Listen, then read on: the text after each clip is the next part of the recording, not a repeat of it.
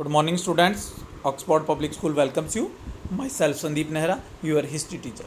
We are studying about chapter 13 Mahatma Gandhi and the national movement. Our first topic is a leader announcing himself. यानी कि इसके अंदर क्या है, एक लीडर अपने आप के बारे में उद्घोषणा करता है। अगर हम हिंदी मीडियम की बात करें तो अपने आप की उद्घोषणा करता है एक नेता। यानी इस टॉपिक्स में ये बताया गया है कि कैसे महात्मा गांधी ने अपने आप को क्या है एक लीडर अनाउंस किया, मतलब कैसे वो इंडिया के अंदर स्टार्टिंग करते हैं, उसका स्टार्टअप कैसा होता है। तो इससे पहले क्या था, वो वहाँ नहीं थे, उसके बारे में बैकग्राउंड के बारे में बताया गया कि 1915 में जब वो इंडिया आते हैं तो उससे पहले वो साउथ अफ्रीका में थे। तो कुछ एग्जाम्पल दिए गए हैं आपको एक बॉक्स में, उसमें बताया गया कि जिस तरह से क्या है वर्ल्ड के जो काफ़ी कंट्रीज़ हैं उनके जो स्टार्टिंग है या वहाँ पर नेशनलिज्म की जो बात आती है, वहाँ जैसे उनका नाम आता है उसी तरह महात्मा गांधी का भी क्या है नाम आता है कि उन्होंने क्या है मुक्ति दिलाई। जैसे एग्जाम्पल के लिए इटली का एग्जाम्पल दे रखा है। इटली का क्या है सभी को इकट्ठा करने के या वहाँ पर नेशनलिज्म लाने के अंदर क्या है गैरिबाल्डी का मेन था। अमेरिका की अगर बात करते हैं तो उसको स्वतंत्रता दिलाने में जॉर्ज वॉशिंगटन का था। वियतनाम की अगर बात करते हैं तो उसको मुक्ति दिलाने में हो ची मिन का था। इसी तरह से क्या है इंडिया के अंदर भी क्या है मेन रोल, वैसे तो काफ़ी सारे एक लंबा संघर्ष के बाद क्या है इंडिया क्या है उसको फ्रीडम मिली थी, लेकिन अगर लास्ट ईयर की बात करें हम 15 से लेकर के 47 तक 1915 से लेकर के 47 तक, तो उसमें महात्मा गांधी का क्या है काफ़ी अहम रोल रहा है और इसलिए उनको क्या है नेशन फादर की क्या है इस तरह की उपाधि दी गई है। तो हम ये कह सकते हैं कि इन मेन रोल के कारण क्या है महात्मा गांधी मतलब एक ऐसे लीडर बने जो क्या है जिनका नाम ये कहा जाता है कि उन्होंने क्या है इंडिया को क्या है फ्रीडम दिलाई। तो सबसे पहला टॉपिक है ए लीडर अनाउंसिंग हिमसेल्फ, यानी अपने आप को लीडर घोषित करता हुआ एक आदमी, यानी यहाँ तक उनको कोई नहीं जानता था। तो इन जैन 1915 मोहनदास करमचंद गांधी, ये उनका पूरा नाम था, काफ़ी बार पूछ भी लिया जाता है कि महात्मा गांधी का पूरा नाम क्या था। Return to his homeland after 2 decades of resistance abroad. तो कहने का है कि जनवरी 1915 में वो क्या है अपने होम टाउन, कहने का होमलैंड यानी कि कहने का मतलब है कि वो साउथ अफ्रीका से कहाँ लौटे थे, वापस से इंडिया लौटे थे। यानी इससे पहले वो साउथ अफ्रीका रह रहे थे, वो पेशे से वकील थे। This year had been spent of the most part in South Africa where he went as a lawyer and a time base in the leader of the Indian community in that territory. तो इससे पहले का जो योगदान है, इससे पहले वो क्या पेशे से एक लॉयर थे और वो साउथ अफ्रीका में लॉयर्स का काम करते थे। लेकिन वो सिर्फ लॉयर्स नहीं थे, वहाँ पर भी उन्होंने क्या है जो सत्याग्रह है अपना जो मूवमेंट थे वो चलाए और इंडियन टेरिटरी इंडियन कम्युनिटी के जो वो लोग रहते थे उनको इकट्ठा करने की कोशिश की थी। As the historian Chandran Devanesen has remark South Africa was the making of the Mahatma, यानी उन्होंने क्या है उपाधि दी है कि अफ्रीका ने उनको क्या महात्मा बनाया है, यानी अफ्रीका में रहकर ही वो क्या महात्मा बने थे, या ये कह सकते हैं कि अफ्रीका के अंदर साउथ अफ्रीका के अंदर लोग उनको महात्मा कह करके पुकारते थे। It was in South Africa the Mahatma Gandhi first for the destructive techniques in the non violence protest known as satyagraha. तो कह सकते हैं कि जहाँ यहाँ इंडिया के अंदर जो उन्होंने जैसे कि सत्याग्रह चलाए या इस तरह के मूवमेंट चलाए हैं उनकी वो क्या है एक तरह से ये कह सकते हैं कि शुरुआत क्या कर चुके थे साउथ अफ्रीका के अंदर कर चुके थे। वहाँ भी उन्होंने किसानों के लिए है उनके लिए इस तरह के मूवमेंट चलाए थे और गवर्नमेंट को किया है मतलब मानने के लिए मजबूर किया था। तो फर्स्ट प्रमोटेड हर हारमोनी बिटवीन रिलीजियस, और इसके अलावा उन्होंने क्या काफ़ी धर्मों के अंदर जो भेदभाव होता था उनको इकट्ठा लाने की कोशिश की। And first alerted upper caste Indians to the discriminatory treated of the lower caste and women, और जो अपर कास्ट के द्वारा लोअर कास्ट के लोगों को क्या है मतलब उनके साथ भेदभावपूर्ण व्यवहार किया जाता था, औरतों के साथ किया जाता था, उनको क्या है दूर करने की कोशिश की, यानी उनके लिए भी काफ़ी मूवमेंट या स्ट्रगल किया था। तो ये सारे काम उन्होंने साउथ अफ्रीका में किए थे। तो द इंडिया जब वो इंडिया आए तो उनको ये नहीं जानते थे कि वो महात्मा गांधी है, इस वजह से नहीं जानते थे, सिर्फ इस वजह से जानते थे कि उन्होंने क्या है साउथ अफ्रीका के अंदर ऐसा काम किया, हो सकता है वो इंडिया के अंदर भी क्या है ऐसा काम करें, वो इसलिए इंडिया की क्या है पॉलिटिक्स के अंदर क्या है एंट्री करना चाहते थे। तो the India the Mahatma Gandhi come back to the 1915, इस टॉपिक्स में से जो ये टॉपिक्स है इनमें से मेनली 1 मार्क्स के क्वेश्चन ही ज़्यादा पूछे जाते हैं।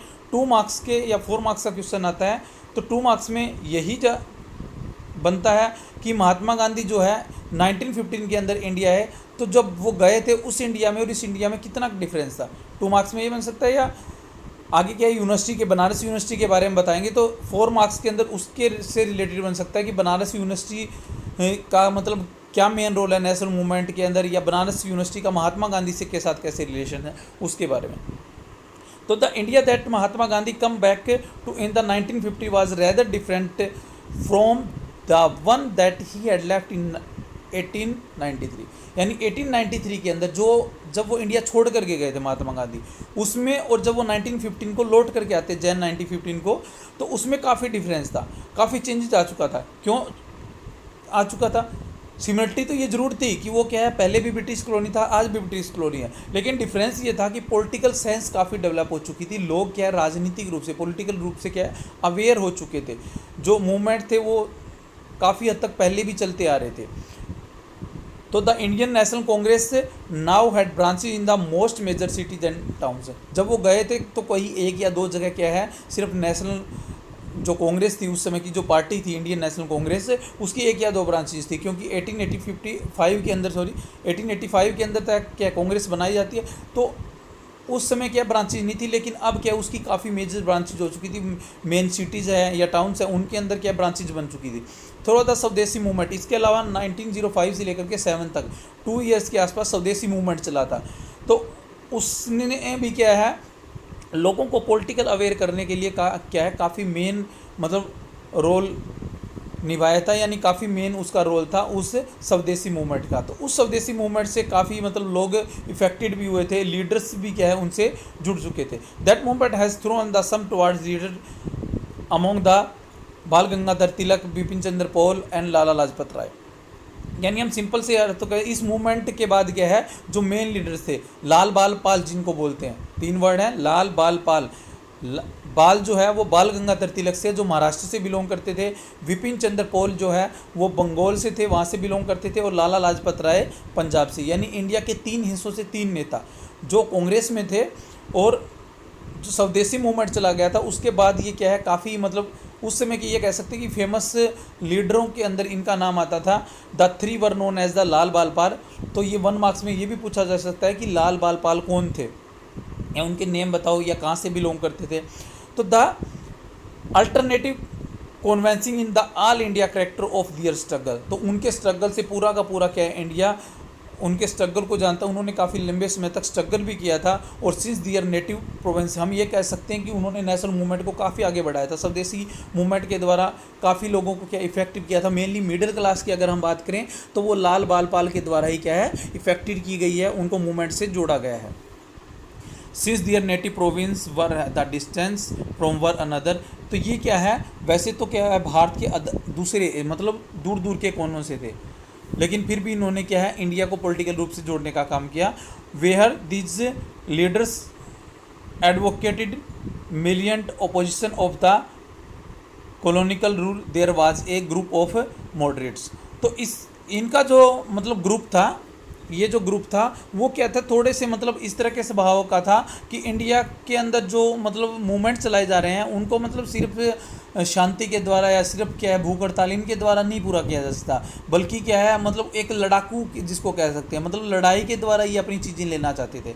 तो ये इनसे बिलोंग करते थे। तो कांग्रेस उस समय 2 टुकड़ों में बढ़ जाती है, एक जिसमें गर्म दल कहलाता है और दूसरा नरम दल कहलाता है। तो लाल बाल पाल जो थे वो गर्म दल के नेता माने जाते थे, मतलब कि जो जोश वाले की जो एकदम से अपना डिसीजन लड़ाई के माध्यम से या मतलब स्ट्राइक मतलब ऐसी स्ट्राइक जिसके अंदर क्या है वेपन्स का भी यूज़ किया जा सके उनके माध्यम से लेना चाहते थे। जबकि इसके अलावा दूसरा जो ग्रुप था वो मॉडरेट्स का था, उसको उदारवादी भी बोलते हैं, जो सिंपली ये कह सकते हैं कि बिल्कुल सिंपल तरीके से मतलब डिमांड करते थे कि आप मानो उसके लिए, या थोड़ा बहुत क्या है सिर्फ हड़ताल कर दी, स्ट्राइक कर दी, सिंपल वे से धरने के ऊपर बैठ के उसके अंदर बिलोंग करते थे। तो उसके अंदर मेजर जो पॉलिटिकल लीडर थे वो गोपाल कृष्ण गोखले और मोहम्मद अली जिन्ना थे। तो गोपाल कृष्ण गोखले जो है वो पॉलिटिकल मेंटर भी माने जाते हैं किसके, महात्मा गांधी के। यानी वो अपना राजनीतिक जो गुरु है परामर्शदाता है वो गोपाल कृष्ण गोखले को मानते थे महात्मा गांधी। और इसके अलावा उसके जो मित्र थे वो भी इसके अंदर शामिल थे, जिसका नाम मोहम्मद अली जिन्ना है, जिन्होंने पाकिस्तान की डिमांड रखी, 1906 के अंदर मुस्लिम लीग भी बनाया है। वो उस समय नरम दल के नेता भी थे। तो who like Gandhi ji was a lawyer of Gujarat action. तो उनके अलावा गांधी जी इनसे इसलिए भी जुड़े थे कि ये दोनों ही क्या है गुजरात से बिलोंग करते थे, और दोनों ही क्या है लंदन के अंदर ट्रेनिंग ली थी लॉयर्स की, जहाँ पर क्या है महात्मा गांधी लॉयर्स ले गए। तो ये पिक्चर दे रखी है जो महात्मा गांधी जोहान्सबर्ग की साउथ अफ्रीका में, जब वो एक पेशे से वकील थे तो वहाँ लड़े। आपकी बुक में महात्मा गांधी से रिलेटेड जितनी भी पिक्चर्स है उसका पता होना चाहिए कि ये किससे रिलेटेड है, यानी इसमें क्या कर रहे हैं, कौन सा मूवमेंट चलाया जा रहा है, चाहे किसी तरह का मूवमेंट हो, जैसे कि क्विट इंडिया या कोई भी हो रहा है, भारत छोड़ो है। तो क्योंकि 1 मार्क्स के अंदर 1 या 2 क्वेश्चन, यानी 1 या 2 क्वेश्चन क्या है पिक्चर वाला कंपलसरी आता है आपके हिस्ट्री के अंदर, कि आपको पिक्चर दी जाएगी और उससे पूछा जाएगा कि ये किससे रिलेटेड है। तो ऑन गोखलेज एडवाइस गांधी जी, तो गोखले ने एडवाइस दी महात्मा गांधी को कि वो ब्रिटिश इंडिया के अंदर क्या है अपना कम से कम 1 साल स्पेंड करें और इंडिया की पूरे की ट्रैवल करें। तो इससे रिलेटेड होकर के महात्मा गांधी ने पूरे इंडिया की ट्रैवल भी की थी, जगह जगह गए, और उनकी पहली जो एंट्री मानी जाती है, पॉलिटिकल एंट्री मानी जाती है, वो फैब 1916 से मानी जाती है, जब बनारस हिंदू विश्वविद्यालय यानी बनारस हिंदू यूनिवर्सिटी को क्या ओपनिंग की जा रही थी, यानी उसकी उद्घाटन किया जा रहा था।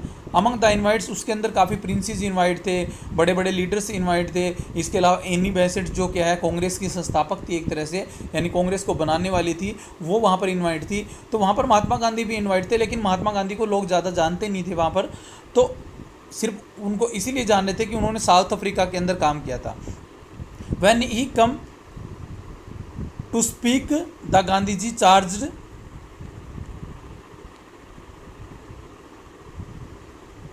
आपको नेक्स्ट जो आगे है मतलब यूनिवर्सिटी के अंदर क्या क्या हुआ, उनकी स्पीच में उन्होंने क्या बोला, किससे रिलेटेड बोला, उसके बारे में आगे नेक्स्ट टॉपिक में बताएंगे। Okay, thank you.